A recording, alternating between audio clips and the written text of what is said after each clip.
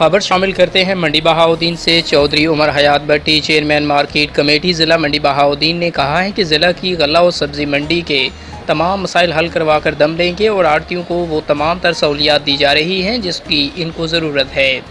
तहसील मंडी बहाउद्दीन, तहसील फालिया और कादराबाद की सब्ज़ मंडी के जो भी मसाइल हैं तरजीही बुनियादों पर हल करवा रहे हैं ताकि किसानों और आड़तियों को सहूलियात की फराहमी इंतहाई ज़रूरी है।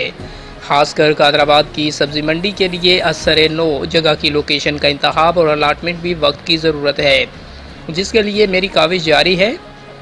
भट्टी बरादरान अवामी खादम हैं, अवाम की खिदमत करके दिली खुशी और सुकून मिलता है। तमाम मसाइल को आदो ज़वाबित के मुताबिक किए जा रहे हैं। चौधरी उमर हयात भट्टी, चेयरमैन मार्केट कमेटी ज़िला मंडी बहाउद्दीन ने कहा कि तमाम सब्ज़ी और फ्रूट दुकानदार डेली रेट लिस्ट के मुताबिक फ़रोख्त करें और इसी तरह चिकन फरोश भी मार्केट के जारी करदा रेट की पाबंदी करें। इनके हमरा वाइस चेयरमैन हाजी मोहम्मद आसफ वड़ाइच और Rao Sajjad Ahmed member market committee ज़िला मंडी बहाउद्दीन भी मौजूद थे।